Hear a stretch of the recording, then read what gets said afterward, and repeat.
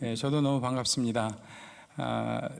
제 아내와 우리 떠감사 선교교회를 이제 예배를 드리고 출석한 지 몇 달이 지금 넘어가는데요. 제가 올 때마다 느끼는 것은 너무나 좋은 교회다.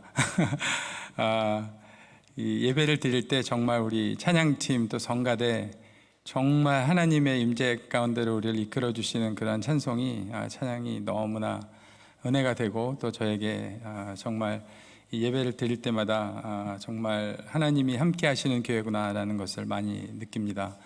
더 감사한 것은 우리 두 목사님들 뿐만이 아니라 목사님들 때문에 제가 더 이 교회를 오게 된 것 같은데 성도님들을 한 분 한 분 알아갈 때마다 정말 좋은 분들이 많이 계시는 것을 많이 알면서 더 그런 생각이 듭니다.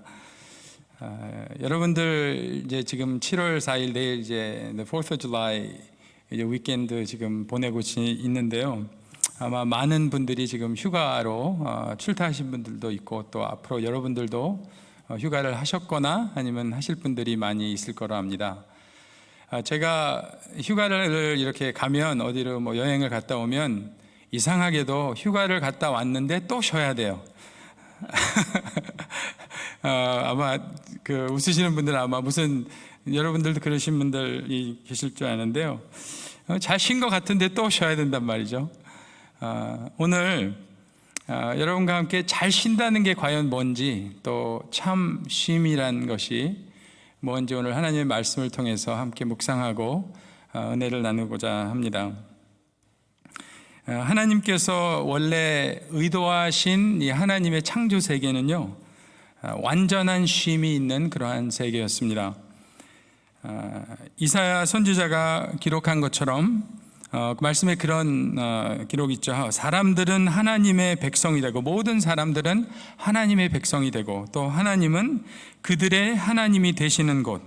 그렇게 되면 그곳에는 눈물도 사망도 애통도 통곡도 고통도 없는 곳이 되고 그곳에는 서로 해치거나 상하게 하는 일도 없고 또 이 그림이에요. 이리와 양이 함께 먹고 뒹굴고 즐기는 곳. 바로 그곳이 하나님이 계획하시고 창조하신 하나님의 원래의 창조 세계의 모습입니다. 이 하나님이 원래 창조하신 그 세상은요, 우리가 그냥 아무것도 안 하고 쉰다는 거나 아니면 우리가 그냥 마음에 잠깐씩 내적 만족을 누리고 뭐 편안한 이제 그런 것보다 더 아주 근본적인 오늘 본문에서 예수님께서 말씀하시고 계신 마음의 쉼, 영혼의 쉼, 참 쉼이 있는 곳입니다.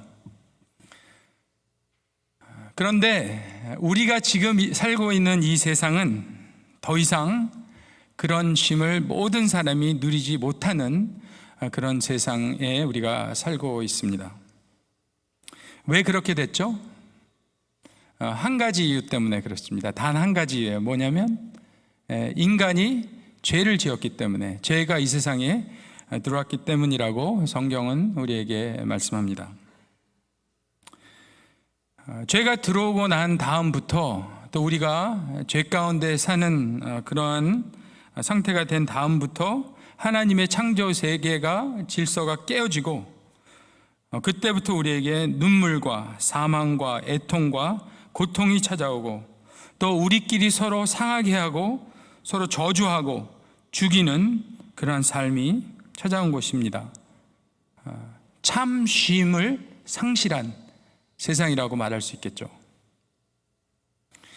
그런 세상에 사는 우리를 너무나도 안타까워하시고 불쌍히 하시고 아까 우리 찬송 부른 거 불쌍히 여겨 구원해 주시기를 원하시는 그 하나님께서 이 무너진 창조세계의 질서를 다시 회복하기를 원하시는 그 하나님이 바로 우리가 믿는, 우리가 이렇게 매일 또 주일마다 모여서 예배하는 우리의 하나님 아버지이십니다. 그 하나님 아버지의 마음을 가장 잘 아는 분이 바로 하나님의 아들 예수님이십니다. 그래서 예수님께서 이 땅에 오셔서 그 세상을 보시고 또 그러한 사람들을 보시고 지금 오늘 우리가 본문에서 읽은 이 말씀을 초청을 하고 계신 겁니다. 다시 한번 우리가 말씀을 오늘 본문을 다시 한번 읽어보겠습니다.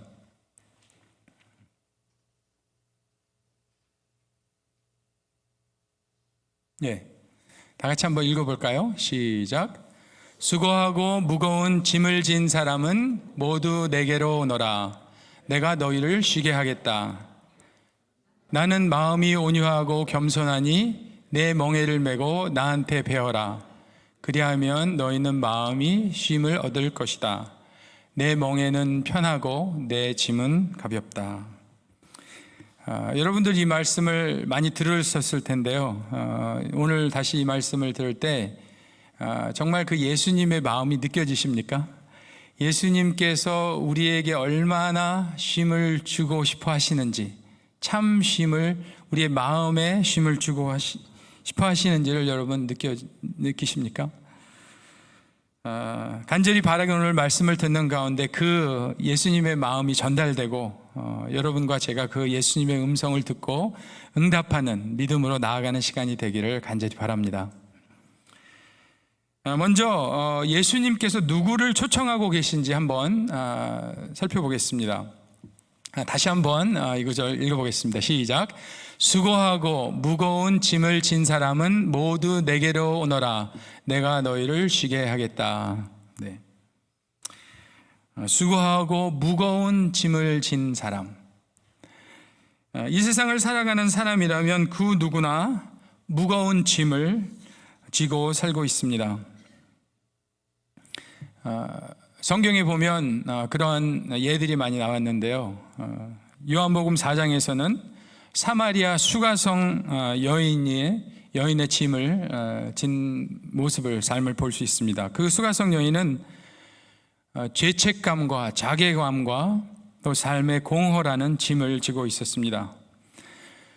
무려 성경에 보면 결혼을 몇 번 했냐면요, 5번이나 했어요. 그리고 또 다른 남자를, 6번째 남자를 만나서 살고 있는데 그래도 그 마음의 공허함은 채워지지 않고 오히려 죄책감과 자괴감으로 그의 고통이 더 커갈 뿐이었습니다. 마가복음 10장에는 부자 청년이 나옵니다. 그 청년은 어떻습니까? 이 청년은요, 돈이 많은, 상당히 많은 부자였고 율법을 잘 지키는, 요새 말로 하면 엄친아, 엄마의 친구의 아들, 완벽한 남자를 그렇게 얘기한다죠. 그런 아주 교회에서도 아주 모범적이고 또 재력도 있고 아주 그런 반듯한, 누가 봐도 부러울 수 없는 그러한 청년이었어요. 그런데 이 청년은 어떤 짐을 지고 있었죠? 그것은 바로 자기 재산을 지키려는 집착이라는 짐이었습니다. 재산에 대한 집착이라는 짐. 자기가 가지고 있는 것들을, 그 많은 돈들을 잃어버릴까봐 너무나 두려운 나머지 그 재산을 포기하지 못하고 예수님께서 초청하실 때 그 집착이라는 짐이 너무나 억눌러서, 너무 무거워서, 그런데도 알지 못하고 다시 예수님께로 가지 않고 근심하고 돌아간 그러한 케이스입니다. 그렇죠. 이 두 사람이 어떻게 예수님께 초청에 반응을 했죠? 첫 번째, 수가성 여인은 보면 예수님을 만났어요. 예수님을 메시아로 만났어요. 그래서 그녀의 영혼을 아주 짓누르고 있던 그 자괴감, 죄책감, 그런 공허, 그런 것들의 짐이 누르고 있었는데 예수님을 만난 다음에 다 간데간데 없어지고, 예수님을 만났기 때문에 성경에 보면 뭐라고 하냐면 자기가 정말 만나기 꺼려했던, 부끄러워했던, 피해 다녔던 그런 마을 사람들에게 가서 담대하게 예수님을 전했다고 성경은 기록하고 있습니다. 반면에 부자 청년은 예수님의 초대에 응하지 못하고 말씀드린 대로 매우 근심하여 돌아갔다고 기록합니다. 그 부자 청년의 상태에 대해서, 그 모습에 대해서 잠깐 생각해 보겠습니다. 왜 그랬을까요? 몰랐기 때문에 그런 것 같아요. 뭘 몰랐죠?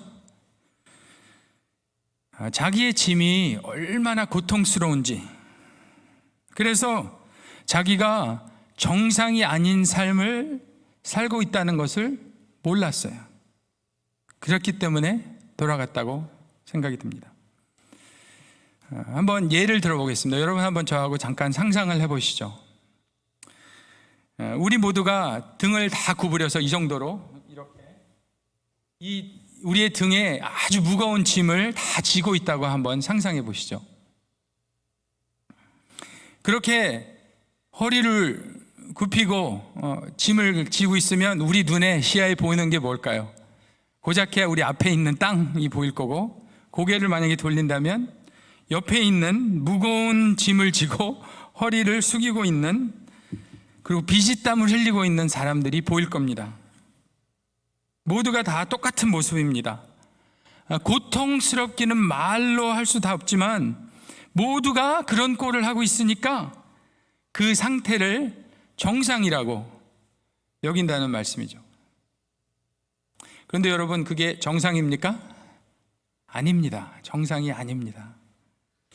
예수님께서 이 땅에 오셔서 하신 일과 또 오늘 이 본문에서 하시는 말씀을 볼 때 예수님은 그 청년의 삶이 절대로 정상이 아니고 비정상이라고 알려주신 겁니다. 허리를 꼿꼿이 펴고 호흡을 제대로 하고 하늘을 바라볼 수 있는 그 자세가 정상이라고 예수님께서는 알려주시기를 원했던 것입니다.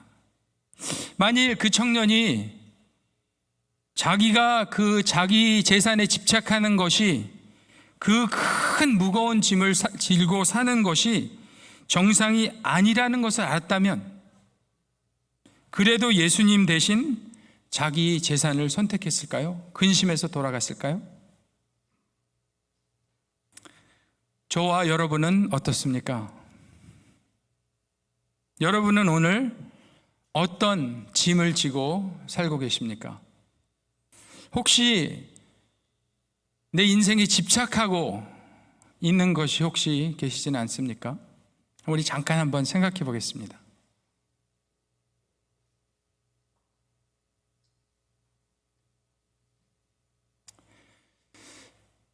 예수님께서는 28절에 또 예수님이 초청하시는 대상에 대해서 또 한 가지 더 말씀하시는데 우리가 주목해야 될 부분입니다.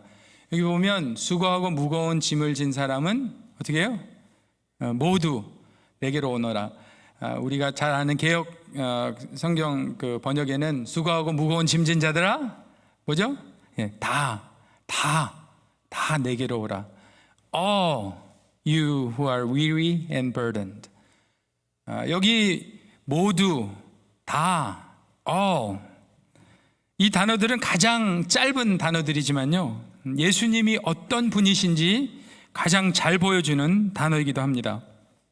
여러분, 우리가 집에 손님들을 초대할 때요, 집이 아무리 커도 100명 이상 초대할 수 있는 분은 아마 별로 없을 겁니다. 아마 여기 이 자리에 아무도 없을지도 모르겠어요.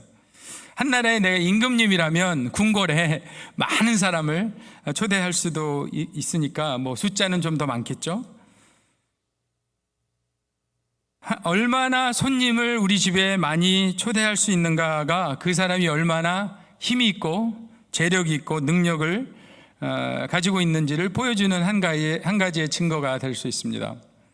한나라의 대통령 취임식을 해도 초청장을 나누어 줄 사람들을 선별해서 줄 수밖에 없죠. 왜냐하면 온 나라 사람이 다 모이면 감당이 안 되기 때문에 그렇습니다. 그런데 오늘 말씀에서 예수님께서는 뭐라 그러시죠? 다, 이 온 세상에 있는 모든 사람들에게 다, 모두 내게로 오라, 그렇게 초청하십니다. 그만한 능력이 있는 분이라는 것을 짐작해 볼 수 있죠. 그리고 예수님은 어떤 특정한 사람이나 어떤 특정한 부류의 사람만 편애해서 초청하시는 분도 아니십니다. 예수님께서는 대통령도, 거지도, 교황도, 김정은 같은 독재자도 모두 다 초청하시고 부르고 계십니다. 누구든지, 그렇죠? 누구든지, 이 말씀이 여러 번 나오죠. 예수님께서 말씀하신 누구든지 어떠한 사람이든지 신분이나 과거에 상관없이 모두 다 예수님께로 초청하고 계신 것입니다. 그 말씀은 예수님이 정말 넉넉히 충분하게 참 쉼을 줄 수 있는 그런 능력자란 말씀이기도 하죠. 그러면 이제 예수님께서 그럼 그렇게 다 초대하시고 무거운 짐을 진 모든 사람을 초대하시는데, 어떻게 하면 우리가 그 상실한, 또 잃어버린, 또 예수님께서 주시기를 원하시는 그 마음의 쉼을 얻을 수 있다고 말씀하십니까? 오늘 본문에 보면 예수님께서 내게로 오라, 그러면 너희를 쉬게 하겠다. 또 나의 멍에를 메고 내게 배우라, 그리하면 너의 마음이 쉼을 얻을 것이라, 그렇게 말씀하십니다. 여기서 내 멍에를 메고, 예수님의 멍에를 메고, 이게 굉장히 중요한 핵심적인 내용이라고 생각합니다. 이것에 대해서 우리 잠깐 또 생각해 보겠습니다. 멍에는요, 짐승에게 일을 시킬 때 매게 하는 도구입니다. 저렇게 지금 보시다시피. 근데 이 멍에를 생각하면 뭔가 좀 힘든 생각이 들지 않습니까? 힘든 느낌이죠, 멍에를 맨다는 게, 그죠? 그래서 예수님께 가면 우리가 있는 멍에도 좀 벗겨주실 것 같은데 왜 예수님은 내게로 와서 내 멍에를 메라고 하시는 걸까요? 저 그림에 보다시피 옛날 이스라엘에서는 이 멍에를, 한국에는 이 멍에를 한 마리 소에다가 씌우는데요, 이스라엘 저 중동 지역에서는 2마리에다 항상 저 멍에를 메웠다고 합니다. 그리고 일을 시켰대요. 그래서 예수님의 이 비유를 생각하다가, 그리고 그 중동 지역의 백그라운드는 이 예수님이 멍에를 말씀하실 때 모든 사람은 다들 반드시 누구와 함께 멍에를 메고 있다, 그런 말씀 같습니다. 그럼 우리가 예수님의 멍에를 메고 있는 것이 아니라면 과연 우리는 누구와 함께 멍에를 메고 있는 걸까요? 예수님의 멍에를 우리가 메고 있지 않는다는 것은 어쩌면 우리도 모르는 사이에 우리는 이 세상 사람들이 모두 추구하는 것, 가져도 더 가고 싶은 거, 뭐죠? 돈, 명예, 힘, 권력, 아름다움, 지식, 그런 것들을 내가 줄게라고 교묘하게 속삭이는, 어쩌면 마귀의 멍에를 마귀와 함께 메고 있는 것은 아닐까 하는 그런 생각을 해봤습니다. 예수님께서 내 멍에를 메고 내 짐을 지면 그거는 쉽고 가볍다고 하셨는데요, 왜 예수님의 멍에는 쉽고 가벼운 것일까요? 아까 보여드린 그 멍에, 이스라엘의 멍에를 메우는 그 배경으로 한번 다시 돌아가서 생각해 보면요, 제가 인터넷을 좀 뒤져보니까 그 당시에 그 지역에서는 많은 경우에 이 새끼소와 어미소가 있는데, 새끼소를 훈련시키기 위해서 그 멍에를 어미와 새끼소에게 함께 메고 가게 그렇게 일을 하도록 했다고 합니다. 그래서 이 멍에는 실제로 어미소의 목에만 걸고 새끼소는 그 멍에 속에 목만 집어넣으면 갈 수 있도록 했다는 거죠. 그렇게 하면 어미소는 혼자 멍에를 맸기 때문에 정말 힘들게 밭을 열심히 그 힘을 다해서 갈 수밖에 없죠. 그런데 새끼소는 그냥 엄마 옆에서 따라가기만 하면, 목만 넣고 따라가기만 하면 된다는 것입니다. 제가 이 말씀을 이렇게 그걸 묵상하다가 무릎을 쳤어요. 예수님의 멍에가 쉽다는 말은 바로 이런 의미겠구나. 예수님께서 어미소와 같이 홀로 멍에를 지시고, 우리는 새끼소와 같이 목만 예수님이 가시는 데다 걸고 우리를 이끌어 가시기 때문에 우리의 멍에가 쉽다는 말씀이구나. 너무 은혜가 됐습니다. 여러분 은혜가 안 되세요? 너무 은혜가 되는 말씀이에요. 그러면 주님의 멍에를 꼭 매게 해주세요. 그런 소원이 생기더라고요. 오늘 아까 찬송을 하다가 그런 찬송을 했죠. 내 짐이 점점 무거워질 때 주 예수 앞에 아래이면 주님의 멍에를 매면, 그런 생각이 들었어요. 주께서 친히 날 구해주사. 그 다음에 뭐죠? 내 대신 짐을 져주시네. 내 대신 짐을 져주시네. 그 예수님께서는 그런 마음으로 우리에게 다가오시는데 29절에 보면 또 이런 분이라고 예수님을 소개합니다. 나는 마음이 온유하고 겸손하니 나한테 배워라. 나는 마음이 온유하고 겸손하다. 이렇게 예수님이 소개를 해주세요. 이게 왜 중요하냐면 우리에게 멍에를 메고 새끼손을 훈련한다고 그랬잖아요. 우리에게 가르쳐 주시기를, 예수님이 멍에를 메고 가는 것처럼 우리도 어미소처럼 되기를 가르쳐 주시는데, 예수님이 우리의 선생님이죠. 그러니까, 그죠? 아니면 뭘 가르쳐 주기를 원하는 부모처럼. 그런데 예수님은 여기 보면 마음이 온유하고 겸손하다. 그 말은 마음이 정말, 여러분 아시는 분 중에 가장 젠틀하신 분 아세요? 그분보다 더 훨씬 더 젠틀하시고 친절하시고 정말 배려가 많으신 좋은 선생님이 바로 우리 예수님이라는 말씀입니다. 그래서 우리가 좀 배우는 게 더디고 시간이 걸려도 화를 내지 않으시고 늘 인내하시는 분, 우리가 넘어지고 또 때로는 다른 길로 자꾸 가도, 우리가 잘못 갈 때 많이 있죠, 여러분. 저도 그렇습니다. 똑같이. 자꾸 가도 우리를 오랫동안 기다리시는 분, 정말 오랫동안 또 참고 또 참고 또 참고 참아주시는 분, 그렇게 마음이 넓으시고 인자하신 분이 사랑의 우리 예수님이시라는 말씀이죠. 여러분, 우리가 아는 찬양 중에 그런 찬양이 있죠.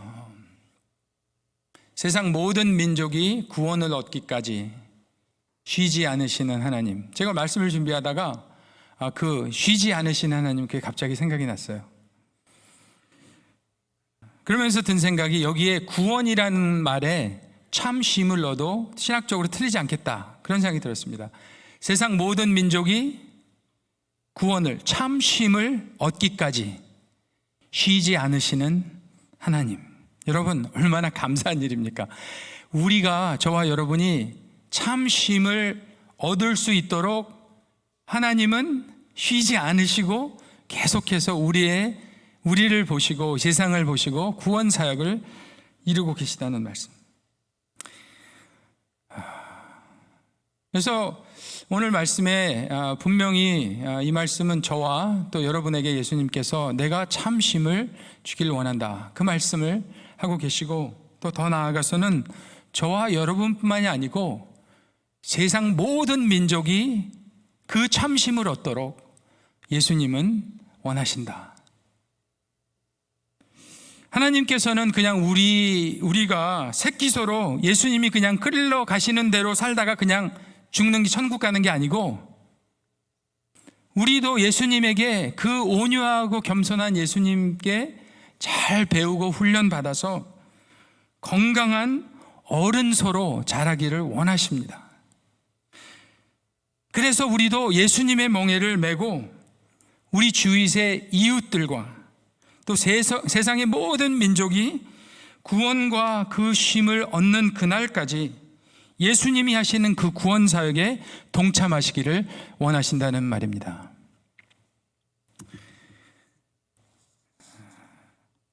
제가 마지막으로 간증 하나를 드리고 말씀을 맺겠습니다. 제가 미국 교회에서 사역을 할 때입니다. 스티븐이라는 친구가 저희 교회에 방문을 했습니다.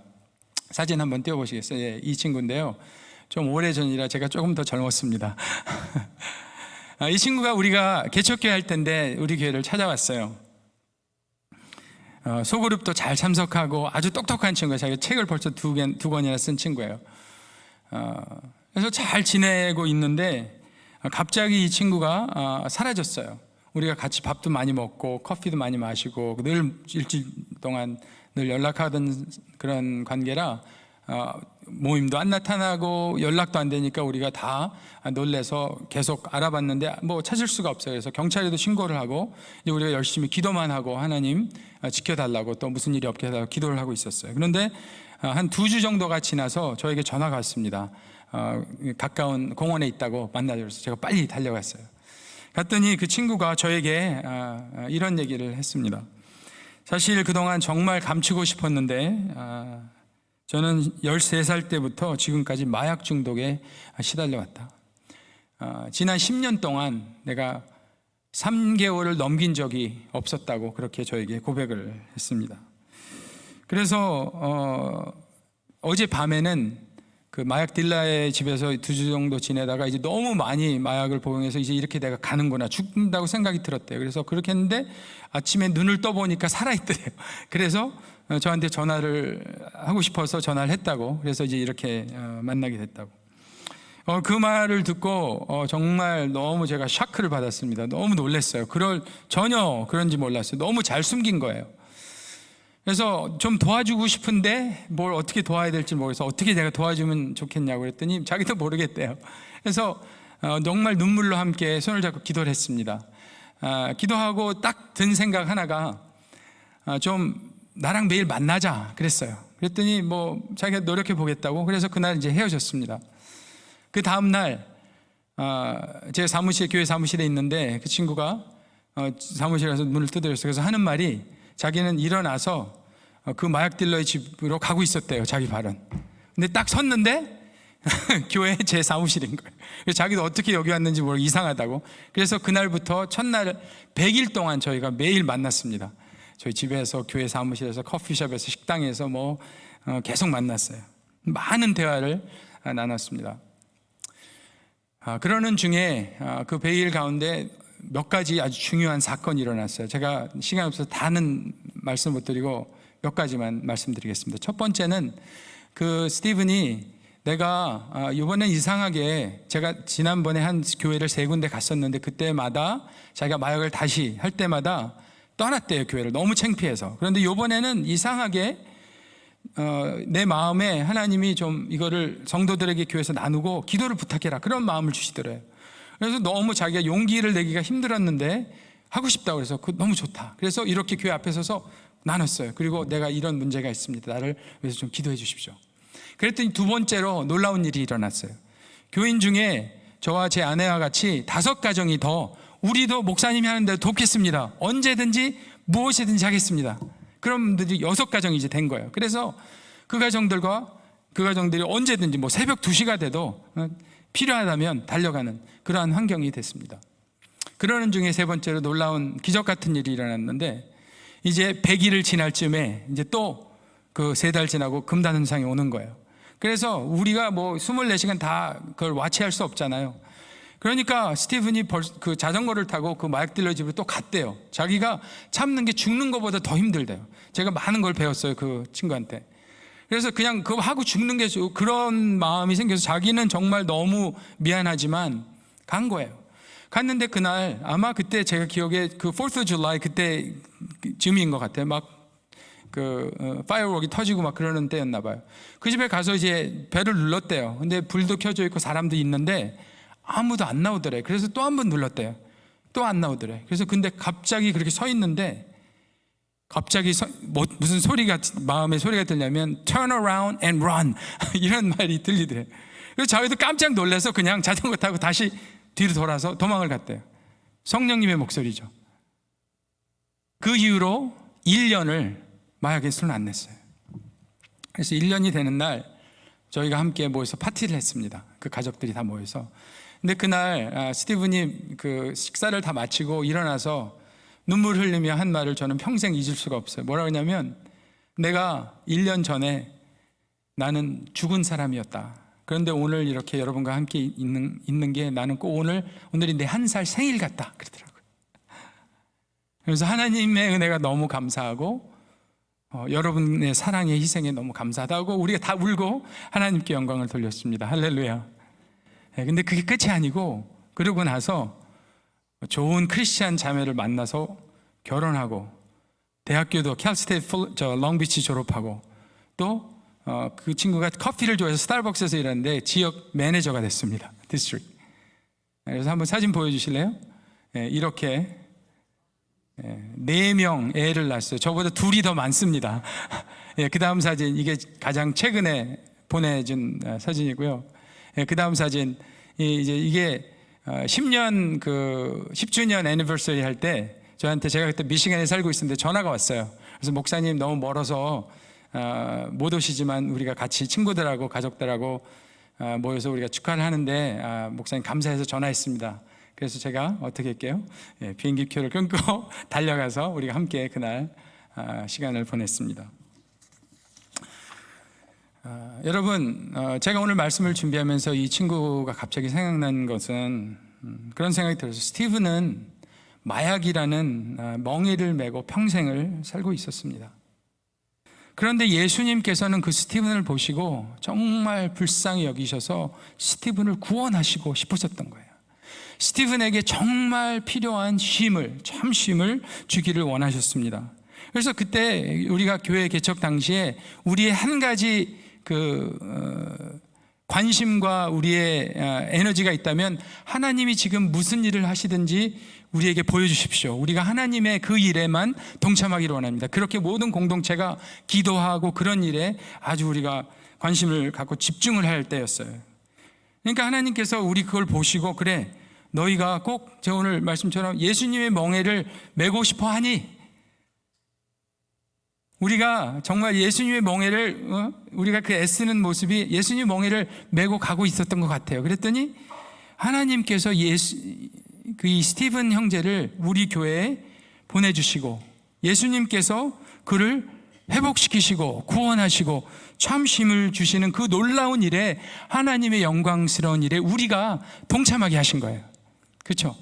우리는 그냥 같이 따라간 거가 전부예요. 그런데 예수님께서 고치신 거죠. 그리고 더 감사한 일은, 스티븐이 지금 벌써 그게 10수년이 넘었는데요. 아마 스티븐은 매일 세고 있더라고요. 몇 년인지 아마 18년인가 9년 됐을 거예요. 스티븐도 지금 예수님의 제자가 되어서 그 예수님의 멍에를 메고 하나님의 구원의 일에 동참하는 그러한 사람이 됐다는 것입니다. 할렐루야. 여러분, 간절히 바라기는 정말 예수님께서 저와 여러분을 매일 그 쉼으로 초대하고 계시고, 또 더 나아가서 그런 예수님께서 하시는 그 회복의, 힐링의 그 참 쉼을 허락하시는 구원의 사역에 동참하시기를 원하시면서 우리를 매일 초청하고 계십니다.